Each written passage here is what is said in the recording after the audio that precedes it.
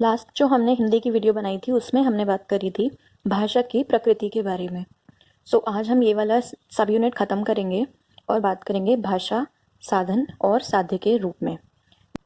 सबसे पहले देखेंगे भाषा साधन के रूप में। फर्स्ट पॉइंट इज विचारों के आदान प्रदान का साधन। विचारों के विनिमय का मुख्य साधन भाषा ही है। हम लिखकर, पढ़कर, बोलकर व सुनकर विचारों का आदान प्रदान करते हैं। जिस स्वाभाविकता एवं सहजता से हम भाषा के द्वारा विचारों का आदान प्रदान करते हैं, उतना किसी अन्य माध्यम से संभव नहीं है। बहुत इजी लैंग्वेज में लिखा हुआ है, तो मैं बस आपको पॉइंट शेयर कर रही हूँ एंड एक बार रीड कर दूंगी, ताकि अगर प्रिंट में कहीं आपको थोड़ा सा दिक्कत है तो आपको वो वर्ड पता चल जाए कि क्या है। देन नेक्स्ट पॉइंट इज समाज के पारस्परिक व्यवहार का साधन। भाषा एक सामाजिक प्रक्रिया है, सोशल एक्टिविटी। समाज में ही उसका उद्भव व विकास होता है, राइट। मातृभाषा तो समाज के सदस्यों को परस्पर मिलाने वाली कड़ी है। सामाजिक जीवन को गतिशील रखने, मानव को अधिक सभ्य व सुसंस्कृत बनाने तथा उसमें सामाजिक चेतना भरने में भाषा महत्वपूर्ण भूमिका निभाती है। रायबर्न के अनुसार वे सारे गुण जो एक अच्छे नागरिक के लिए आवश्यक हैं, वे तभी पनप सकते हैं जब मातृभाषा पर विशेष ध्यान दिया जाए।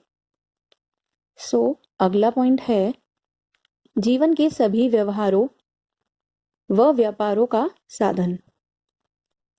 घर, दफ्तर, बाजार, यात्रा, सभा, समाज आदि सभी जगह भाषा के प्रयोग के बिना व्यवहार असंभव है। मनुष्य तभी समुचित रूप से व्यवहार कर पाता है जब उसे भाषा के मौखिक तथा लिखित दोनों रूपों का ज्ञान हो। जो व्यक्ति भाषा के प्रयोग में जितना कुशल होता है, व्यवहारिक जीवन में उतना ही सफल होता है। अतः भाषा जगत के व्यवहार का मूल है। अगला है ज्ञानवर्धन का साधन। भाषा ज्ञानवर्धन का प्रमुख साधन है। बालक ही नहीं अपितु प्रौढ़ भी भाषा के द्वारा ही सभी प्रकार का ज्ञान प्राप्त करते हैं।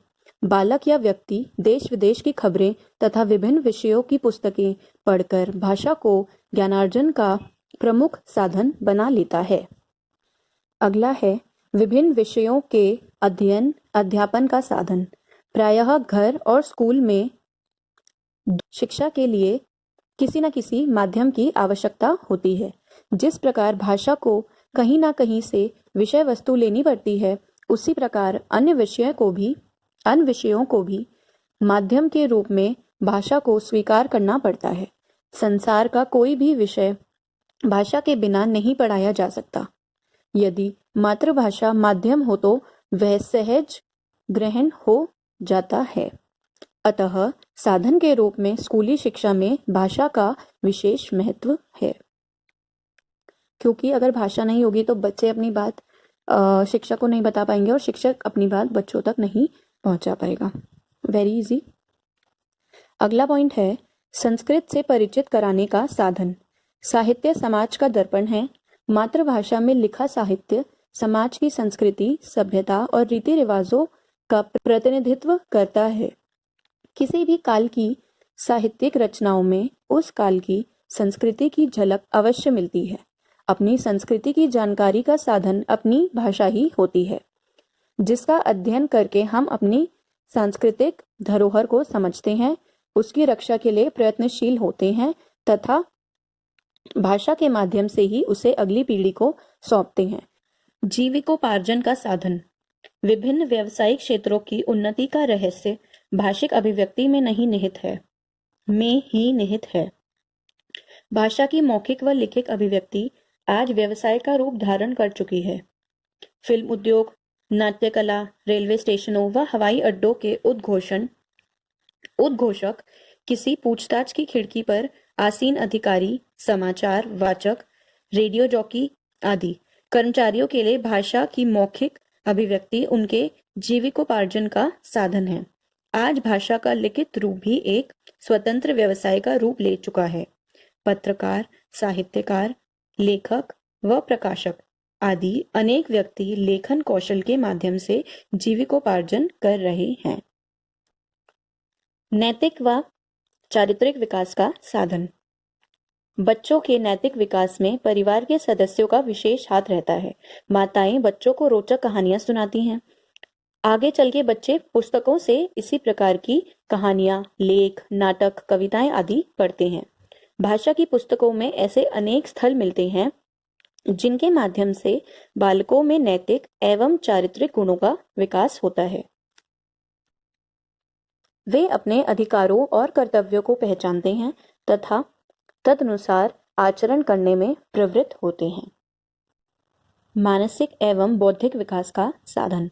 मानसिक एवं बौद्धिक विकास के लिए चिंतन आवश्यक है। चिंतन भाषा के अभाव में संभव नहीं है। जिस व्यक्ति का भाषा पर जितना अधिक अधिकार होगा, उसका चिंतन मनन भी उतना ही अधिक विकसित होगा। इस प्रकार भाषा विचार शक्ति, तर्क शक्ति एवं अभिव्यक्ति कौशल को विकसित करके व्यक्ति के मानसिक व बौद्धिक विकास में योगदान देती है। गांधी जी ने कहा था, मनुष्य के मानसिक विकास के लिए मातृभाषा का ज्ञान उतना ही आवश्यक है जितना शिशु के शारीरिक विकास के लिए माता का दूध। अगला है भावात्मक विकास का साधन। भाषा, विशेष रूप से मातृभाषा, बालक के भावात्मक विकास में साधन का काम करती है।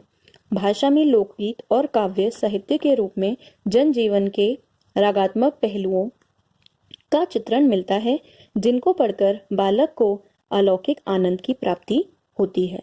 इससे बालक के हृदय में माता, मातृभाषा, मातृभूमि आदि के प्रति विशेष अनुराग उत्पन्न होता है तथा उसमें स्नेह, सहानुभूति, सहृदयता, सेवा, धैर्य, त्याग आदि भावों को विकसित करने में सहायता मिलती है। अगला है सृजनात्मकता विकसित करने का साधन। मातृभाषा बालक की कल्पना शक्ति व उसके लेखन प्रवृत्तियों को जगाकर स्वतंत्र रूप से साहित्य सृजन की प्रेरणा देती है। भाषा व्यक्ति की भावनाओं का घर है, अतः वह भाषा के माध्यम से श्रेष्ठ साहित्य की संरचना कर सकता है। उसी से उसकी कल्पना शक्ति का विकास होता है। अगला पॉइंट है स्वस्थ मनोरंजन का साधन। कहानी, नाटक, कविता आदि के माध्यम से भाषा छात्रों को स्वस्थ मनोरंजन भी प्रदान करती है, जिससे छात्र घटिया किस्म के मनोविवाद के साधनों की ओर जाने से रुक जाते हैं। भाषा के साहित्य की विभिन्न विधाएं छात्रों को उच्च कोटि का मनोरंजन प्रदान करती हैं। आखिरी पॉइंट है समय के सदुपयोग का साधन। कहानी, नाटक, एकांकी, संस्मरण, आत्मकथा, जीवनी आदि साहित्य की विभिन्न विधाएं न केवल स्व मनोरंजन करती हैं, अपितु अवकाश के समय का सदुपयोग करने का साधन भी बनती हैं। एकांत समय में भाषा मित्रवत मानी जाती है। अब देखते हैं भाषा साध्य रूप में। मैं ये फोटोज अटैच कर दे रही हूँ, आप देख लीजिएगा। एंड अगर कोई डाउट है तो मेरे को बता देना, नहीं है तो मैं सिर्फ नोट्स अपलोड कर दूँगी। ओके, एंड वीडियो पसंद आई हो तो लाइक कर देना, चैनल सब्सक्राइब कर देना, और अगर किसी भी सब्जेक्ट में हेल्प चाहिए तो please let me know. And या, थैंक यू।